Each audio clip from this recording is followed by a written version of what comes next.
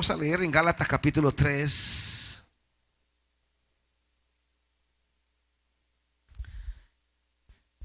Gálatas capítulo 3.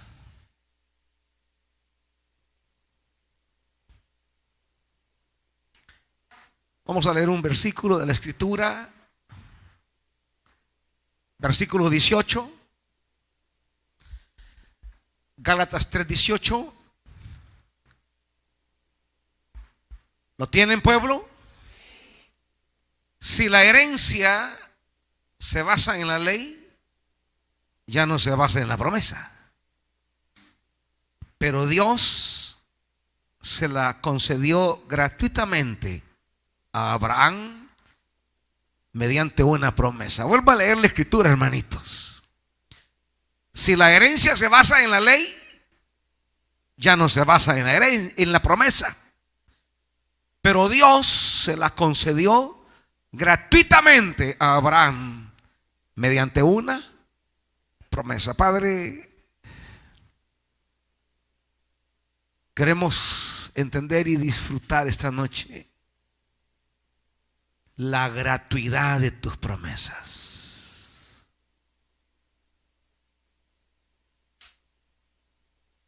En una mentalidad religiosa que nos ha metido hasta los tuétanos, que debemos merecer la gracia, permítenos comprender y disfrutar la gratuidad de tu promesa. Espíritu Santo, háblanos en el nombre de Jesús. Amén. Siéntese, amados.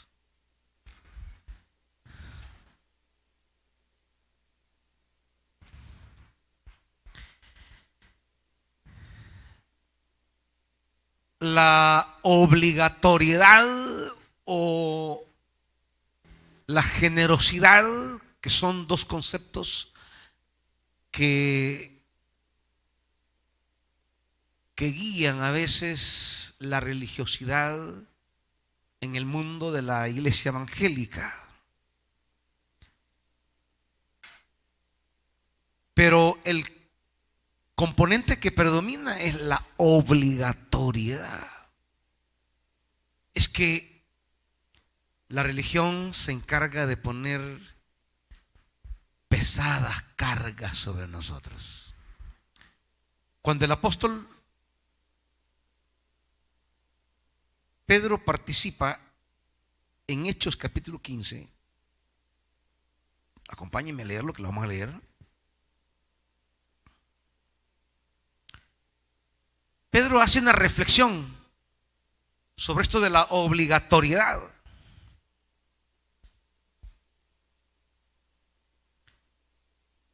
Y dice Pedro, cuando quiere hacer reflexionar a los creyentes de Jerusalén, les dice en Hechos 15, versículo 10: entonces, ¿por qué tratan ahora de provocar a Dios poniendo sobre el cuello de esos discípulos un yugo que ni nosotros ni nuestros antepasados hemos podido soportar?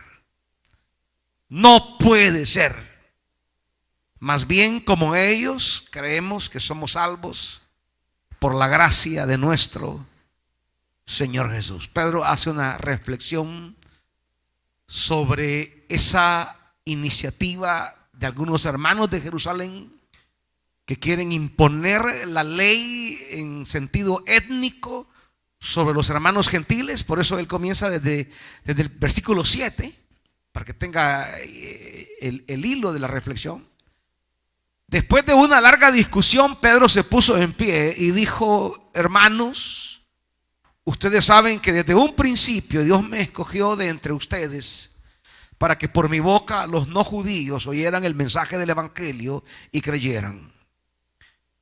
Dios, que conoce el corazón humano, mostró que los aceptaba, dándoles el Espíritu Santo, lo mismo que a nosotros.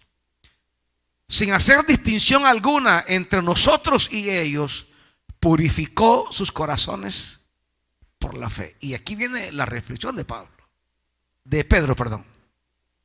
Habiendo establecido que Dios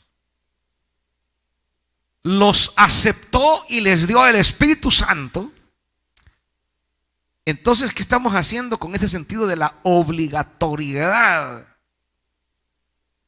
¿Por qué tratan de provocar a Dios? Poniendo en el cuello un yugo que ni nosotros, ni nuestros antepasados hemos podido soportar. La religión se caracteriza a lo largo de los siglos por poner yugos, por generar esclavitudes. ¿Y saben qué es lo peor? Que a la gente así le gusta. Saben que la gente no quiere ser libre. Es que ser libre cuesta. Ser libre cuesta. Es más fácil movernos en esclavitud que en libertad.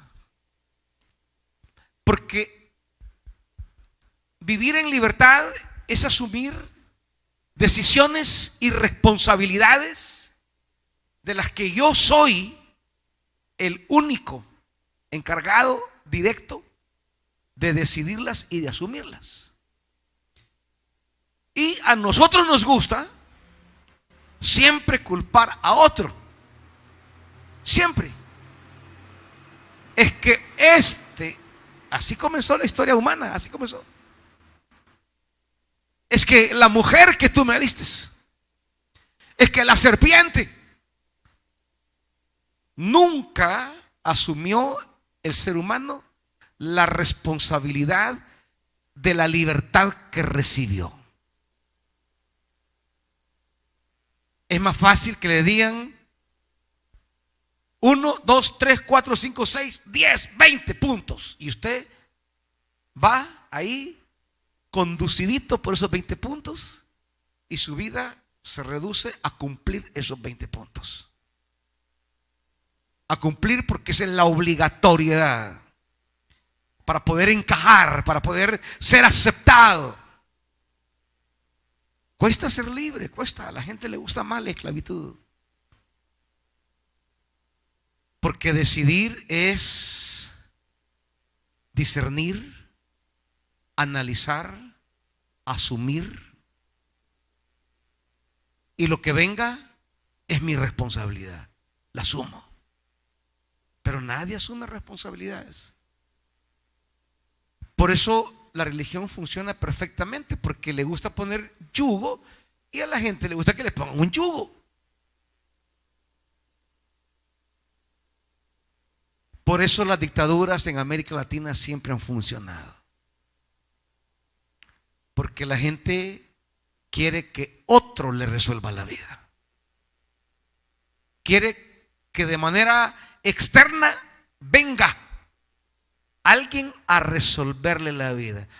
Estamos tan acostumbrados, y por eso los políticos encuentran en nosotros un terreno fértil, porque el latinoamericano está acostumbrado a que la presidencia, en lugar de ejercer la responsabilidad de administrar sabiamente los recursos para el beneficio de todos, y comenzando con los más necesitados, la presidencia o los candidatos encuentran que la gente quiere a alguien que le resuelva sus problemas.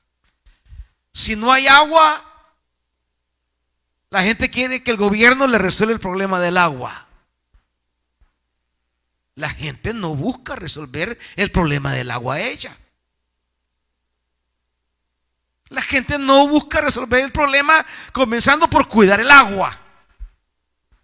Segundo, por entender qué está provocando crisis de agua en El Salvador. La gente quiere un gobierno que le sustituya en las responsabilidades. Y entonces se vende ante la gente en un tiempo electoral como un resuélvelo todo. Y la gente está feliz porque va a elegir a alguien que va a resolverlo todo sin su participación, sin su compromiso, sin su responsabilidad. Así no camina un país. Así no camina la sociedad. Y así tampoco caminamos con Dios. Porque Dios no es un mago, ni es un bombero apagando fuego por todos lados.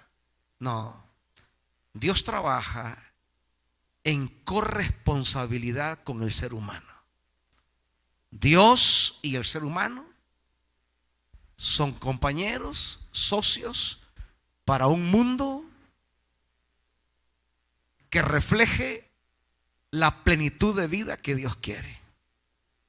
Pero aún en la religión no hemos sabido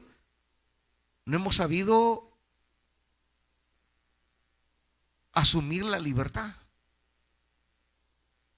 Porque la religión es como un sistema penitenciario que levanta a la gente a las 6 de la mañana, le da de comer a las 7, le arregla el horario y ellos son que así piezas de una maquinaria siguiendo el horario que le han asignado. Cuando salen libres, no saben qué hacer.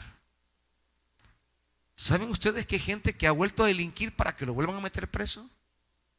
Porque los años de estar en la cárcel le dieron una mentalidad de esclavo de un sistema que ya no saben qué hacer cuando ellos van a decidir a qué horas levantarse, a qué horas comer, cómo vivir, no saben ya hacer nada. Porque están acostumbrados a que otro les dijera a qué horas, a dónde y cómo. Y a la gente eso le gusta. Que le digan cómo se va a vestir en la iglesia. Que le digan qué es lo que va a comer, qué es lo que va a beber, a dónde va a ir, a qué hora va a hacer tal cosa, a qué hora va a orar, a qué hora va a leer la Biblia. A la gente le encanta iglesias, sistemas penitenciarios. Es más, iglesias penitenciarias llegan a ver el sistema penitenciario como la sana doctrina, como la doctrina que rige la vida, y la gente está feliz. Ahí encaja perfectamente, porque le gusta vivir en esa obligatoriedad. Pero cuando llegamos a la libertad en Cristo y le enseñamos la libertad en Cristo, y usted viene y me dice: mire, pastor, ¿y esto es bueno o malo? No sé para usted. Pastor, ¿yo puedo comer esto? No sé para usted, no sé. Yo le puedo decir si es malo o bueno para mí, si me cae mal, si me cae bien. Porque a nivel de la Biblia no voy a encontrar un régimen dietético. Si usted quiere saber si algo le cae mal o le cae bien, es bueno o malo para comer, bueno, pregúntele a un médico, pregúntele a un nutricionista, no sé. Porque el alimento que a usted le cae mal, a mí me puede caer bien. ¿Y qué dice la gente? No, ahí me enseñan la verdad. Yo quiero que me digan que, mire, pastor, ¿y es malo o bueno beber tal o cual cosa? No sé. Para usted no sé, para mí. Yo le puedo decir para mí, pero para usted no sé. Mire, pastor, ¿y será que puedo ponerme este tamaño de aritos? ¿Y yo qué voy a saber si no uso? Pastor, ¿y qué le parece este color de pelo? Yo le puedo dar mi gusto, pero mi gusto es que si me gusta o no me gusta. Pero si es malo o bueno, no sé. Eso no lo puedo decir yo. Pero claro, le gusta a la iglesia régimen, prohibido pintarse, el pelo, porque tenemos que estar naturales como Dios nos trajo al mundo. Ah, de verdad, pues yo no la veo chulona, fíjate. Porque si la trajo Dios al mundo. Todo lo demás ya es arreglo humano. O ya venía con ropa usted cuando nació. Dios le puso una ropita para nacer. No, ella venía chulona y yo no lo veo así. Entonces ya la ropa que anda ya no es natural. Como Dios la trajo al mundo, ya no. ¿Verdad? ¿Todos están completos aquí o a algunos les faltan algunos órganos ya? Ya no están como Dios vino al mundo. Pues sí, como que me digan, mire pastor, y me puedo, fíjese que me van a operar y me van a quitar este pedazo. No, tiene que estar como Dios lo trajo al mundo. Pero es que fíjese que me va a reventar ¿cómo le llaman? El apéndice o ¿cómo se llama la otra? La vesícula. No, ni que se la toquen. Tiene que estar como Dios lo trajo. Pélese, pues mátese entonces. O sea, ese argumento de decir tiene que estar como Dios lo trajo al mundo, eso es una ridiculez. O con los anteojos que anda, nació usted, hermana Gloria. ¿Ah? Pues sí, porque si vamos a andar como Dios lo trajo al mundo, quítese esos lentes. Quítese los rellenos, hermanitos. Quítese el postizo, el puente, todo, quíteselo. Vamos a estar como Dios lo trajo al mundo. Entonces, caemos en esa ridiculez de entender que como Dios lo hizo. Pero a la gente le gusta la obligatoriedad. Que le digan sí y no. ¿Por qué? Porque así tenemos a quien culpar el día de mañana. Y no asumimos nuestra tarea. Una de las afirmaciones que Pablo dirá en Gálatas es: somos libres. Libres. Libres de todo. Solo estamos para servir a Cristo, pero estamos libres. ¿Y qué debo hacer? ¿Debo comer o no debo comer esto? Eso ya no es asunto que lo va a decidir la religión. Eso ya no son cosas que le competen a la religión. Dios nos ha hecho libres y vamos a hablar un día de esa libertad. El domingo vamos a hablar de esa libertad. Hoy quiero que entendamos la gratuidad de Dios. Porque cuando no entendemos la gratuidad de Dios, que Dios hace las cosas de gratis. O sea, Dios decide por sí mismo realizar algo y lo hace por su gracia. Nadie lo obliga. A nadie le debe. Nadie le ha pagado antes a él para que él venga a pagar. Todo lo hace por gracia. Y cuando el hombre entiende la gracia, ya no vive en un régimen de obligatoriedad. Cuando el hombre entiende la gracia, entiende la gratuidad con la que debe responder a Dios, la generosidad con la que debe desbordarse para Dios. No es por la iglesia, no es por el pastor, no es por el hermano. Es que Dios ha sido bueno conmigo y yo me desbordo para Él. Quien no entiende la gracia no sabe desbordarse para Dios. Y entonces cualquier cosa que mira, cualquier crítica que le hacen o cualquier observación, yo que voy ya no fue de esa iglesia. Yo que voy ya ni saludar a ese pastor. Yo que voy ya ni servir en tal ministerio. Pero como no hemos entendido la gratuidad de Dios, entonces nos condicionamos a todos esos elementos humanos. Porque ya no estamos sirviendo por gratuidad, sino porque estamos como queriendo merecer esto, o queriendo ser aceptado en algo. Hay un pasaje de la Escritura para entender este versículo que hemos leído esta noche, y es el libro de 2 Samuel, donde están los elementos que en Gálatas se desarrollan con claridad, pero lo vamos ahora a entender dentro de una historia. Segundo libro de Samuel, capítulo 9, en la experiencia de David, que manda a llamar a Mefiboset.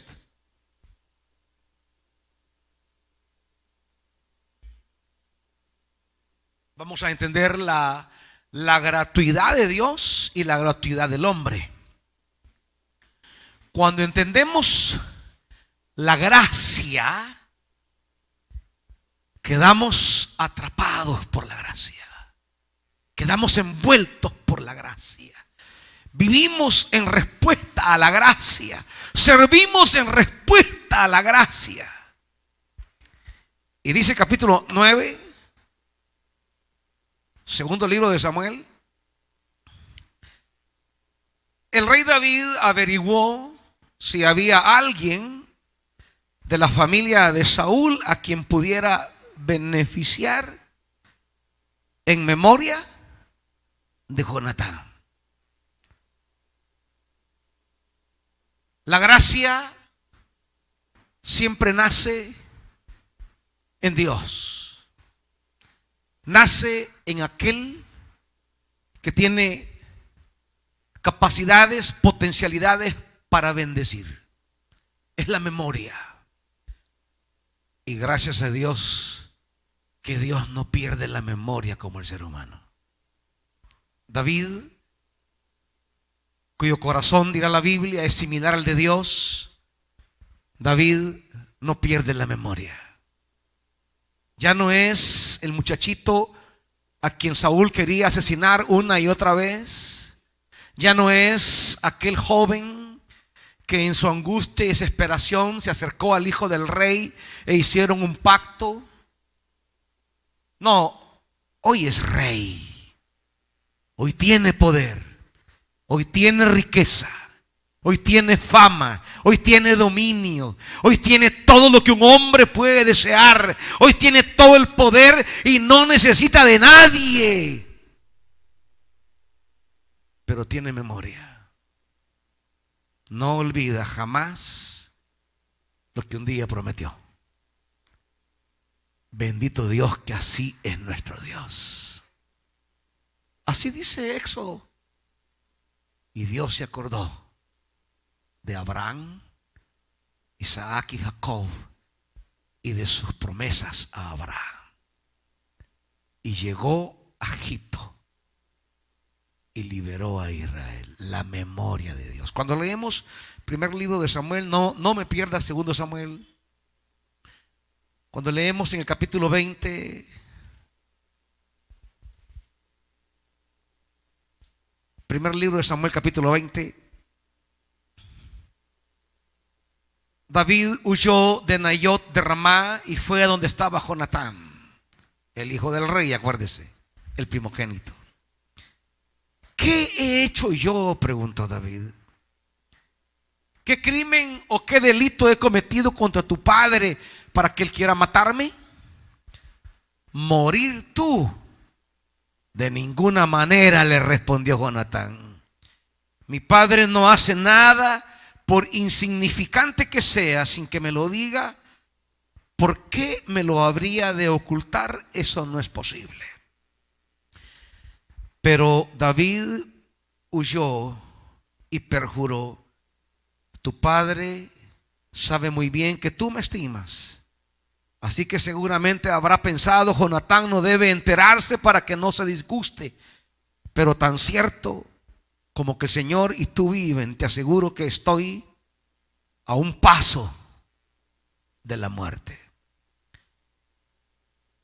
Versículo 8. Ya en presencia del Señor has hecho un pacto conmigo, que soy tu servidor te ruego que me seas leal. Si me consideras culpable, no hace falta que me entregues a tu padre. Mátame tú mismo.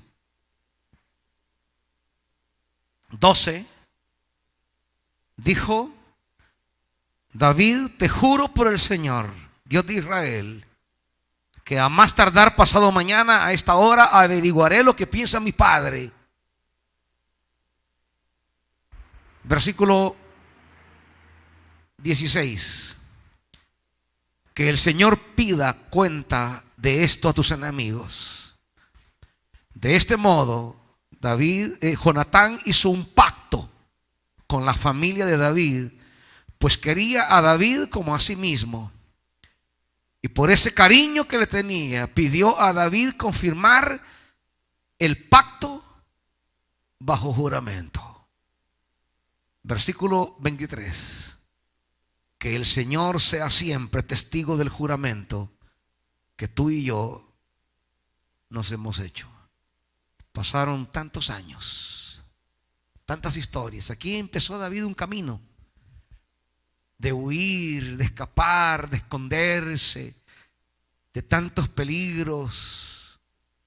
Y un día el que lo perseguía fue asesinado. Y un día el hombre con quien está haciendo este pacto también fue asesinado junto a su padre. Y David siguió su vida y empezó a derrotar a sus enemigos. Y se hizo rey primero de Judá y luego de todo Israel. Y se hizo poderoso. Derrotó a todos sus enemigos. Extendió los límites fronterizos de Israel a lugares que nunca habían llegado. Y cimentó la gloria del reino. Y su trono era firme. Y Dios le dio descanso de todos sus enemigos. Y allí, cuando ya no necesitamos de nadie, se nos olvida todo. Cuando Jonatán era el príncipe y David era un plebeyo, hicieron un pacto y David, que estaba en desventaja, aceptó el pacto y estaba contento. ¿Quién era el beneficiado en ese momento del pacto? Pues no Jonatán, porque él estaba en el poder, era el hijo del rey. El plebeyo era David. Y David lo toma. Pero no es como la mayoría, que en tiempo de necesidad dicen, prometen, perjuran y mil cosas. Y cuando el adversario ya no lo tienen, cuando la necesidad se ha ido, cuando ya no dependen de nadie, todas las promesas que hicieron en ese momento se olvidaron. Pero David, al igual que nuestro Dios, no olvida sus promesas. Bendito sea Dios. Diga, hermanito, que Dios no olvida. Es que por eso deberíamos vivir bajo promesa. Y habrá un tema más adelante de lo que significa vivir bajo promesa, porque nosotros queremos vivir bajo otro régimen que no sea el de la promesa. Si aprendiéramos a vivir bajo promesas, si aprendiéramos a caminar sobre la tierra con una promesa de Dios, cuántas actitudes y respuestas nuestras fueran diferentes, amparados a una promesa. Porque la vida se pone a veces tan compleja, tan serpenteante, tan tortuoso el camino. Y cuando vivimos en mentalidades como del logro, del alcance, del avance, y nuestro ánimo depende de qué tanto sentimos que hemos caminado, qué tanto decimos que hemos alcanzado algo, y vivimos de logros o alcances, nos desmoronamos porque a veces pasan los años y no hemos alcanzado nada. Y si no camino bajo promesas, sino que camino bajo la motivación de logros, y pasan 5 años y no logro nada, me vengo abajo. Y no logro hallar caminos o posibilidades, me desmotivo y digo, ¿para qué seguir? ¿Para qué avanzar? ¿Para qué continuar? Más en la mentalidad de promesa. Pueden pasar 10 años y todavía no ve ni el 1% de la promesa. Pero usted sabe que vive bajo promesa. Y que esa promesa no es suya ni invento suyo, es promesa del Señor. Y Él no olvida sus promesas. Y entonces nos levantamos y seguimos adelante y decimos, yo continúo porque la promesa sigue firme. Vivir bajo promesa. Ojalá entendiéramos. Por eso Abraham, dice el apóstol Pablo, no claudicó como un incrédulo. Aunque su esposa ya estaba como muerta, aunque él ya estaba como muerto. O sea, que Abraham y Sara, en lugar de decir, hey, ya tenemos un 30% de la promesa, no, peor. Hey, ya voy por un 50%. No, es que si cuando empezó el camino de la promesa estaba en 0 y empezó a caminar bajo promesa, hubiéramos esperado que él cada año que pasaba avanzaba 1%, 10%, y que allá por los 20 años ya tenía como un 70% de la promesa. No. Cuando empezó a caminar bajo promesa, en lugar de 0 hacia adelante, ¿saben cómo iba su realidad? -0. Empieza a caminar y ya está a 0 y fregado porque su esposa no puede tener hijos. Y empieza a caminar en promesa, pero su realidad para atrás, para atrás. Él, que estaba potente al principio y lo demostró con Agar, ya después nada. Estaba como muerto, dice Pablo. O sea, en lugar de ir viendo logros, alcances y decir, hey, yo ya voy viendo la mía por gusto. Pero ¿sabe qué? Vivía bajo promesa. Y no dudó como un incrédulo, dice la Biblia, sino que siguió, hasta que un día Dios visitó a Sara y a sus casi 100 años la hizo madre. Porque la promesa no tiene nada que ver con tus posibilidades, con tus realidades, sino con la promesa, la fidelidad y el poder de Dios. ¿Entienden esto, hermanitos? Eso es vivir bajo promesa. Y la promesa es una iniciativa de la gratuidad de Dios. Es Dios quien así lo dijo. Es Dios quien así lo prometió. Y en el cumplimiento de esa promesa Dios se implica allí. Dios se mete. Su honor está de por medio. Y llegó el punto más culminante cuando Dios le había cumplido la promesa. Y ya tenía sus 8 o 10 añitos el niño. Y Dios le dice, mañana temprano te levantas y me vas a ofrecer a tu hijo en sacrificio, en el lugar que yo te digo. ¿Cómo así? La promesa hoy Dios me la pide en el altar. Es volver otra vez todo a 0. Y dice Hebreos, acompáñenme, Hebreos capítulo 11.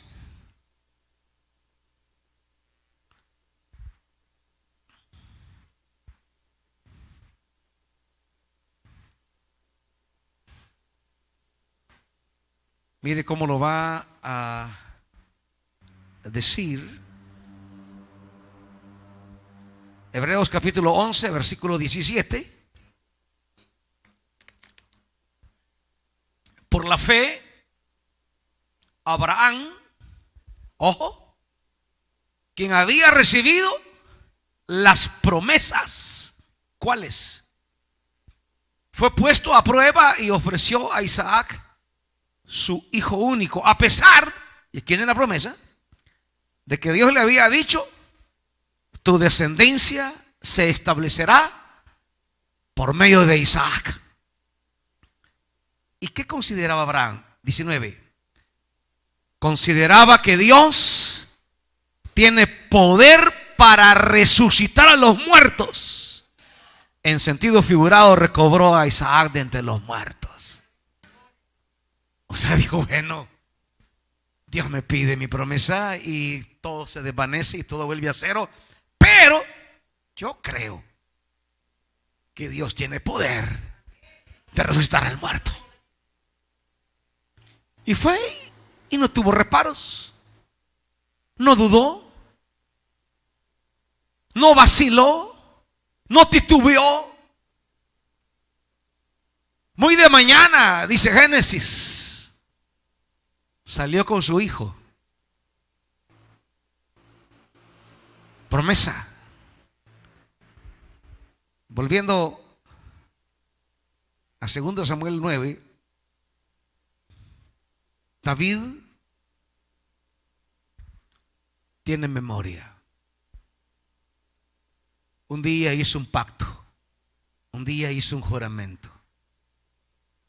Y aunque no tiene necesidad de cumplirlo, porque las promesas no son cosas de necesidad. Cuando Dios hace una promesa no es porque Él necesite hacerlo, es porque Él quiere revelar quién es. ¿Entiende eso? Dios no necesita prometerte nada. Él no trabaja porque tenga necesidad. Dios trabaja haciendo promesas para revelar su carácter, lo que Él es. Cuando nosotros hacemos promesas, lo que está en juego es ¿quién soy?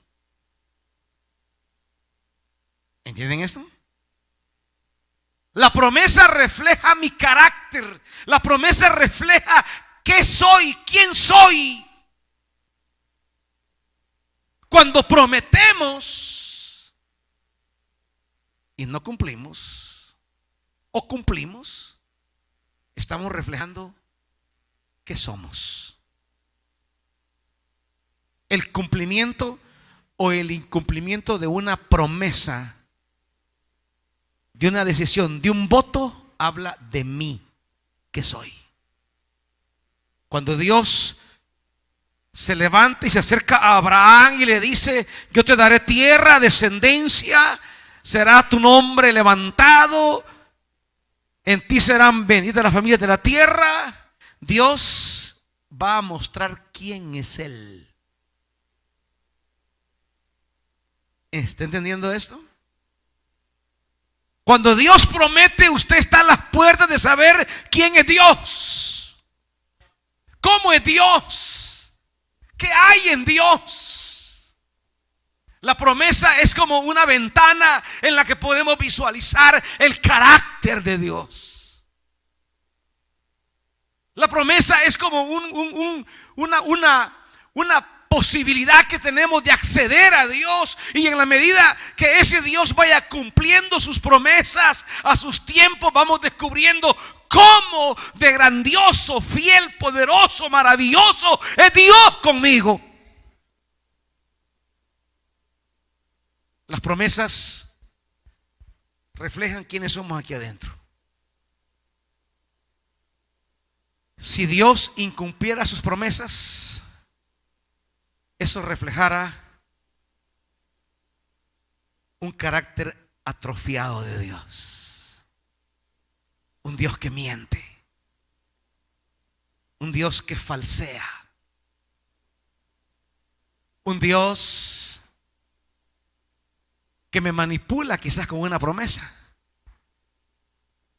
pero que cuando ya no me necesita, olvida la promesa. David en su necesidad pudo hacerle promesa a Jonatán porque necesitaba seguridad.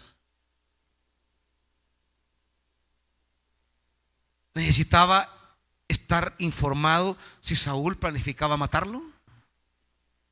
Su vida estaba en riesgo. Y prometer en ese momento le aseguraba paz, tranquilidad, hasta alimento, porque Jonatán prometió ayudarle. Ahora, ¿y ahora qué necesidad tiene David de cumplir su promesa? ¿Necesita comida? ¿Necesita seguridad?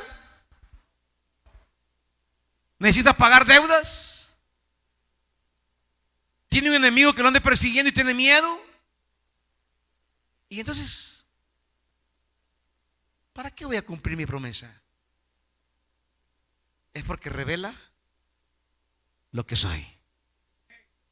David revela en su cumplimiento de promesas lo que es por dentro. ¿Están oyendo, hermanitos? Por eso, en medio de todo el entorno de David y tantas cosas raras en la vida de David, la Biblia siempre va a decir, y el corazón de David era como el corazón de Yahvé. ¿Por qué cosas? Por estas cosas. Dios no necesita, no tiene necesidad de cumplirte una promesa. Dios lo hace porque tiene que mostrar quién es Él. Y tienes que aprender a vivir bajo promesa. Y David dice, versículo 2, volviendo a 2 Samuel 9, y como la familia de Saúl había tenido un administrador que se llamaba Siba, mandaron por él. Y cuando Siba se presentó ante el rey, este preguntó: ¿tú eres Siba? A sus órdenes. No queda nadie de la familia de Saúl a quien yo pueda beneficiar en el nombre de Dios. Miren qué pregunta más maravillosa. ¿Alguien me lee la Reina Valera, por favor?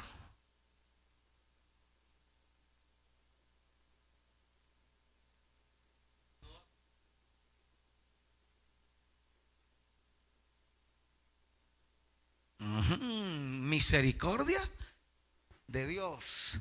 La Jerusalén, nadie la ha traído. ¿Ah? Dele.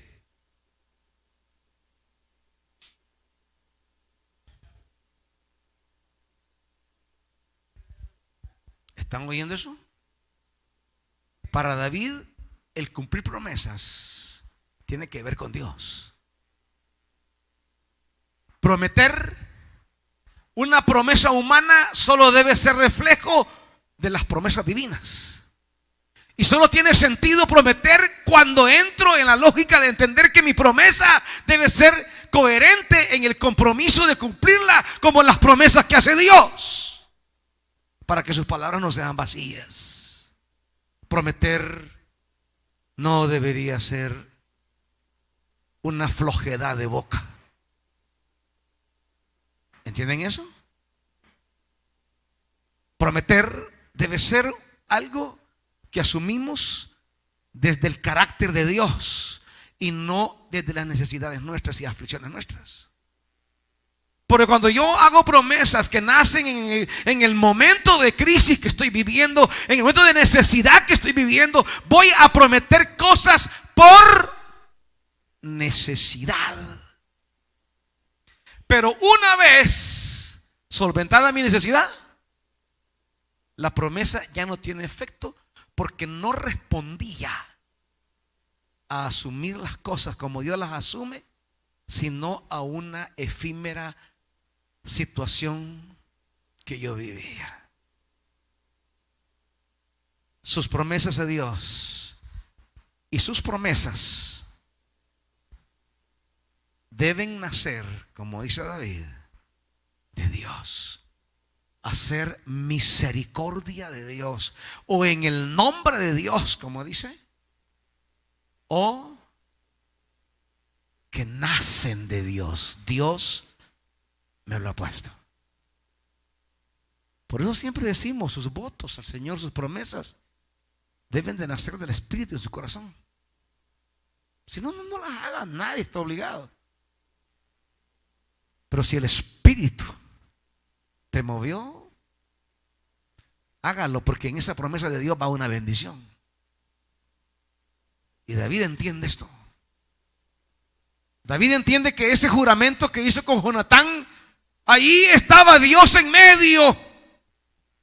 Ahí estaba Dios presente. Ahí estaba Dios como la fuente de toda promesa. Toda promesa entre los hombres debe tener como fuente al Dios que promete.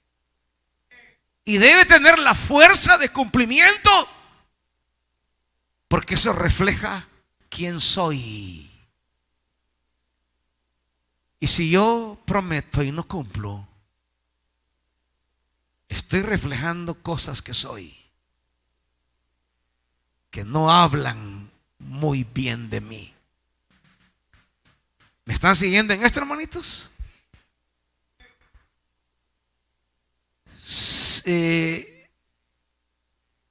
Sí. Queda a Jonatán un hijo que está tullido de ambos pies. Imagínense todavía una razón menos para cumplir la promesa. ¿Y para qué a este si necesita nada? Por gusto, darle a ese por gusto.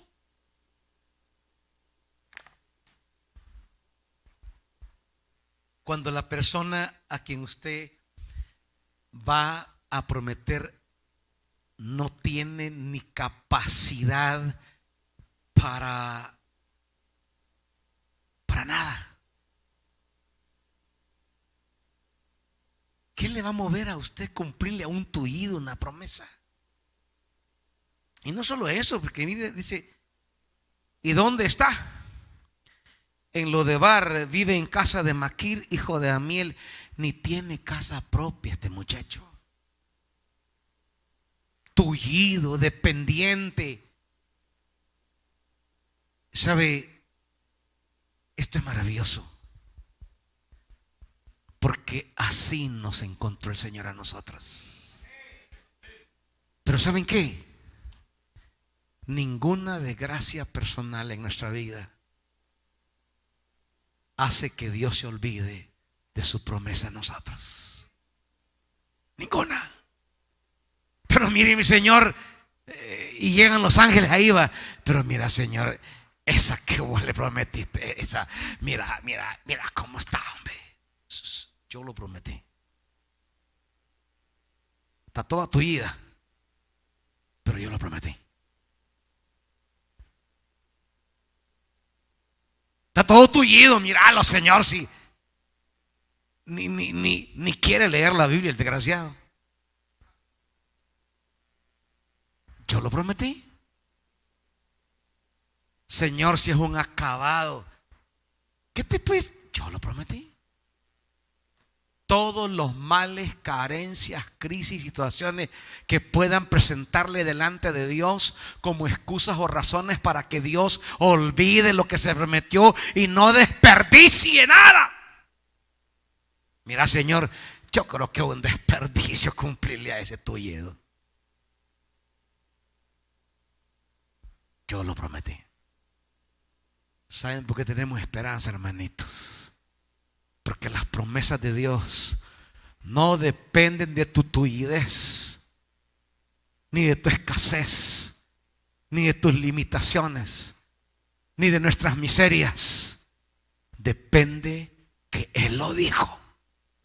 Y si Él lo dijo, Él lo hará. Él lo prometió, lo cumplirá. Y esa es nuestra esperanza. Y eso nos debe llevar a vivir en promesa.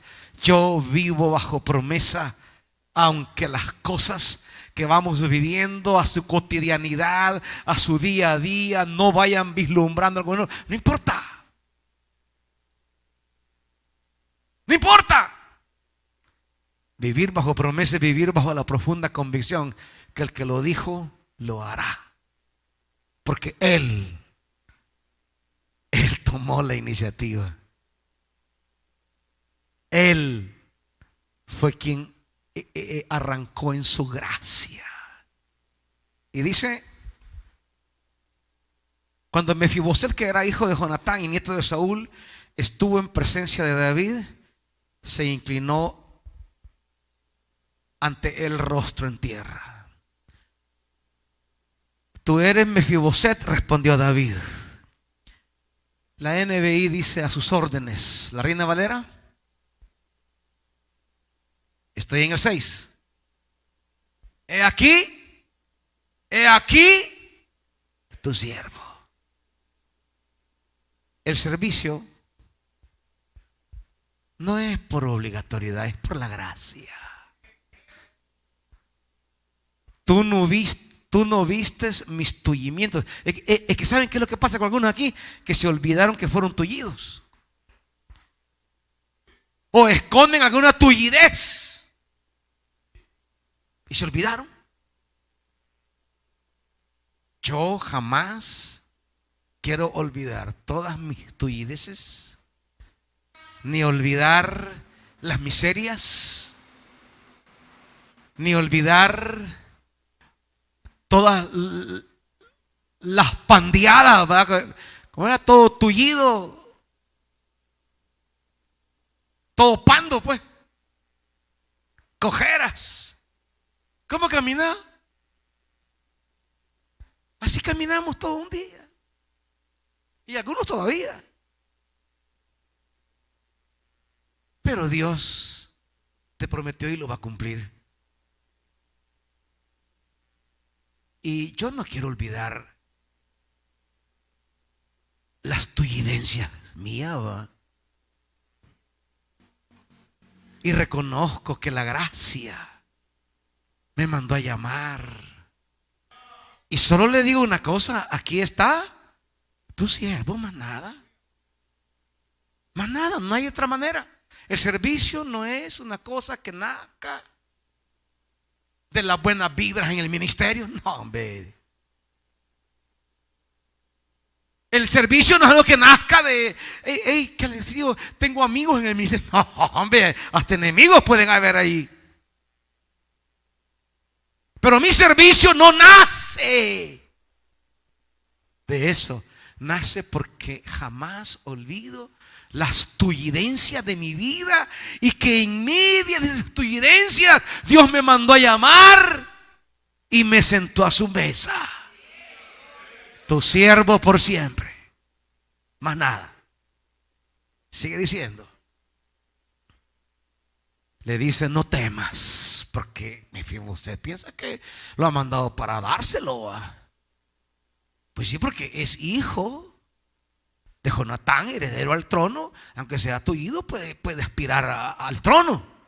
No, tranquilo, le dice, yo en memoria de tu padre Jonatán he decidido beneficiarte. Qué maravilloso. En memoria.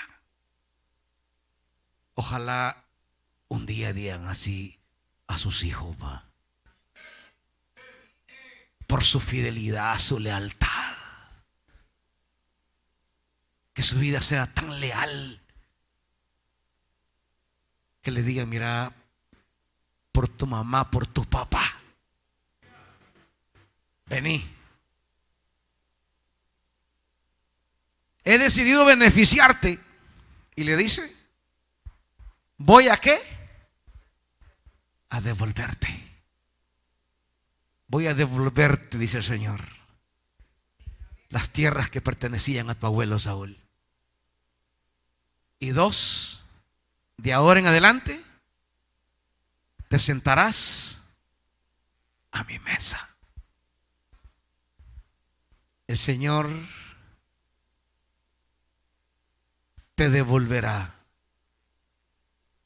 y te sentará a su mesa, porque Él es fiel a sus promesas. Él es fiel. Y Mefibosé le dice: ¿y quién es este siervo tuyo para que usted se fije en él? Si no valgo más que un perro muerto. ¿Quién es este siervo suyo para que usted? No, nada somos. Él se fija porque es fiel. Dios ha puesto la mirada en ti y no tiene que ver por ti. ¿Entiendes eso? ¿Quién es este siervo? No, no es nada. Pero es que no es asunto de ti. Es asunto del pacto que hice. No tiene que ver contigo. Es asunto de mi promesa.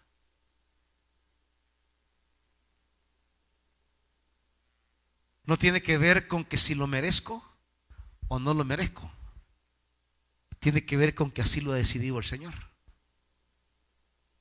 Y mi respuesta a ese Dios depende de que si yo entiendo que no es por mí, que es por Él.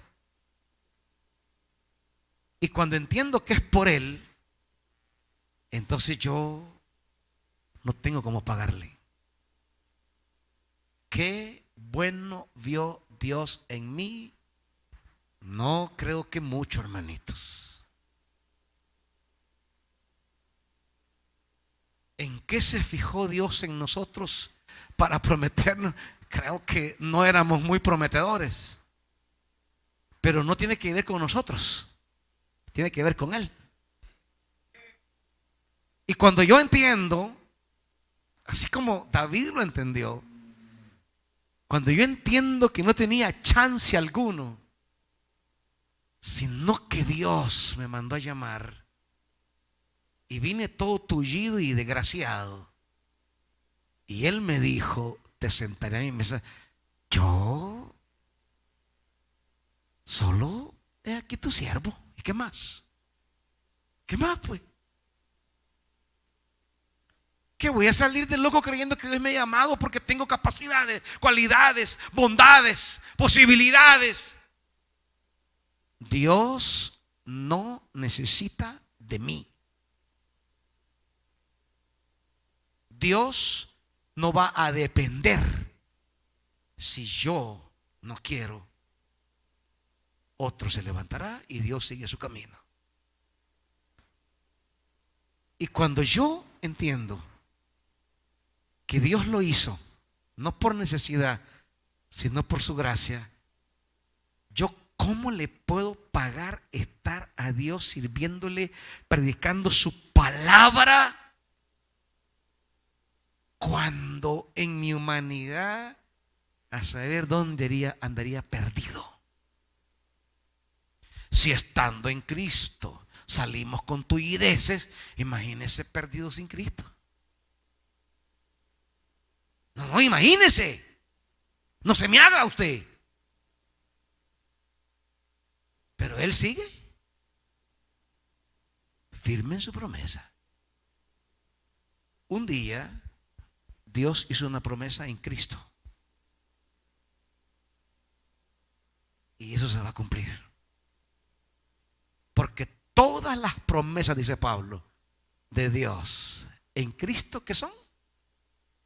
Sí. Mira, Señor, y vas a cumplir a fulano aquello. Y Dios dice: en Cristo, sí. Pero Señor, ¿y se la vas a cumplir? Sí. Y aquel también, sí. Y aquella tuya, sí. Y aquel pando, sí. Y aquella, sí, sí. Sí, nada más. No es sí y no. No, no. Es sí nada más. ¿Entienden la gracia, hermanitos? Y dice: Todo lo que pertenecía a tu amo Saúl y a su familia se le entregó a su nieto Mefiboset. Te ordeno que cultives para él la tierra y guardes la cosecha para el sustento de su casa, que te ayuden tus 15 hijos y tus 20 criados. En cuanto al nieto de tu amo, siempre comerá a mi mesa. ¿Y qué respuestas? Tu servidor hará todo lo que mi señor el rey me ordene. A partir de ese día, Mefiboset se sentó a la mesa del rey David como uno más de los hijos del rey. La gracia de la que Pablo habla, diciéndonos que Dios le concedió gratuitamente a Abraham la herencia mediante una promesa. Estamos bajo promesa. No nos enloquezcamos perdiendo los objetivos, las visiones. A veces la vida no camina como quisiéramos. Las cosas no salen como anheláramos. Las respuestas que recibimos no son las que queríamos. Los resultados no fueron los más óptimos. Las cosas no están caminando quizás en tu vida, en tu negocio, en tu universidad, en tu estudio, como más quisieras. Pero no caminamos por los buenos atisbos de la realidad. Caminamos bajo promesa, aunque la realidad parezca cruda y difícil. Vengamos esa noche, iglesia, a decirle a Dios: yo estoy aquí bajo tu promesa.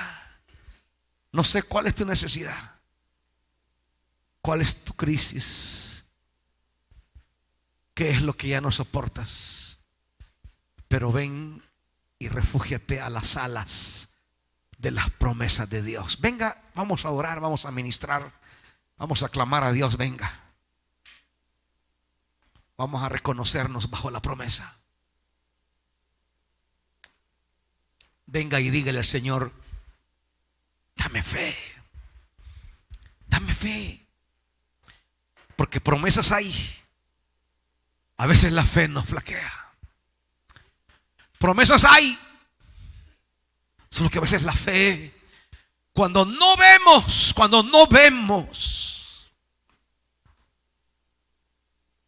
ay, todo lo que pasa en nuestra mente cuando no vemos, todo lo que ronda en el corazón cuando no vemos, cómo se nos dispara nuestro interior, cómo se enloquece nuestra vida cuando pasan los días y no vemos, y no recibimos la llamada, no recibimos el correo, no recibimos el mensaje,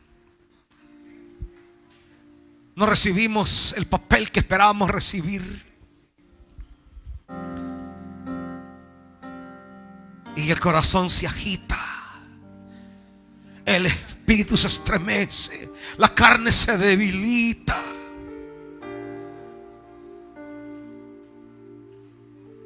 Nuestro ser interior se viene abajo.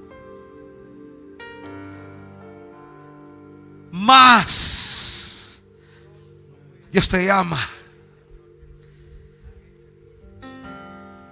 para que viva bajo promesa. Una promesa gratuita que Él un día ha hecho. No porque fueras recto, sino porque éramos tullidos. No porque teníamos, no, es que no teníamos nada. Él lo hace porque Él es fiel a sí mismo, porque Él es misericordioso, porque Él es bondadoso, porque Él es generoso, porque Él revela su fidelidad. Cuando Dios quiere decir yo soy fiel, Él te hace una promesa. Cuando Dios dice yo soy misericordioso, Él te hace una promesa.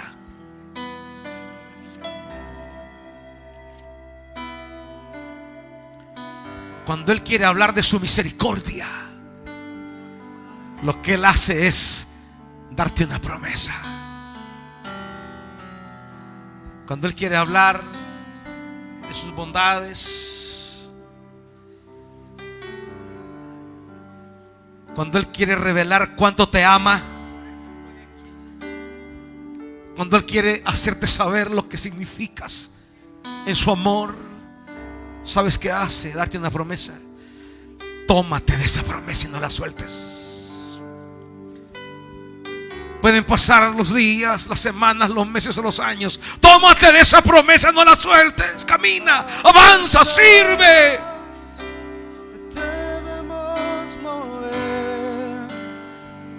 Porque ciertamente llegará.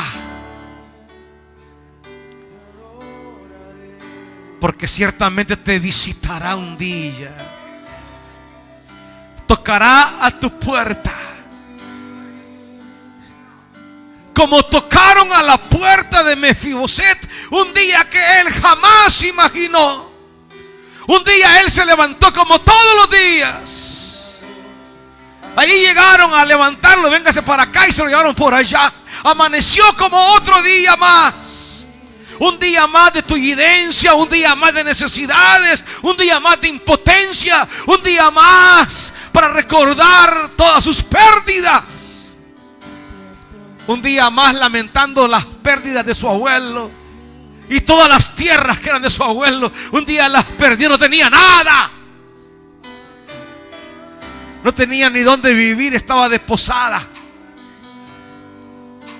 Y un día amaneció igual. Un día amaneció igual, pero un día golpearon a la puerta. Un día golpearon la puerta de la casa. Y todos se asustaron al saber que eran soldados del rey, con mensajeros del rey. Sus huesos se estremecieron, su piel se erizó. ¿Habrá llegado el final de mis días? ¿Me ejecutará el rey acaso? Son malas noticias entonces. ¿Y saben qué? Esos golpes en la puerta solo era el anuncio de una buena noticia. Dios se había acordado. David se había acordado de su padre. Dios no te ha olvidado, pueblo. Dios no te ha olvidado. Un día tocarán a tu puerta, no para echarte, sino para devolverte lo tuyo. Óyelo bien, iglesia. Lo que sientes que te quitan, no estará tu nombre. Tocarán a tu puerta para decirte: mire, firme aquí, esto es suyo. Firme aquí, este es su trabajo. Firme aquí, esto le devuelve el Señor. Aleluya. Así será, iglesia. Así será, pueblo de Dios. Y no solo eso, comerás la comida del rey. La del rey, lo que come el rey comerás tú. Dichosos los que comen con el rey. Lo más rico que David podía comer, el tullido también la iba a comer. Lo más sabroso que David podía beber, el tullido lo iba a beber. Bendito privilegio de comer y beber a la mesa del rey. Lo que Dios disfruta, tú lo disfrutarás. Lo que Dios come, tú lo comerás. Lo que Dios bebe, tú lo beberás. Lo que Dios prueba, tú lo probarás. Aleluya. Aleluya. ¿Sabes por qué, iglesia? Porque eres pueblo bajo promesa. Y Dios cumple lo que promete. Dios es fiel. Él no puede negarse a sí mismo. Aunque nosotros fuéramos infieles, dice la Escritura, Él permanece fiel. Él permanece fiel. Él permanece fiel. Bendito sea su nombre. Santo es Él. Solo hay una palabra que debe surgir de nuestra boca: he aquí tu siervo, todo lo que usted ordene yo lo voy a hacer. He aquí tu servidor, he aquí tu servidora. Aleluya. Gloria a Dios.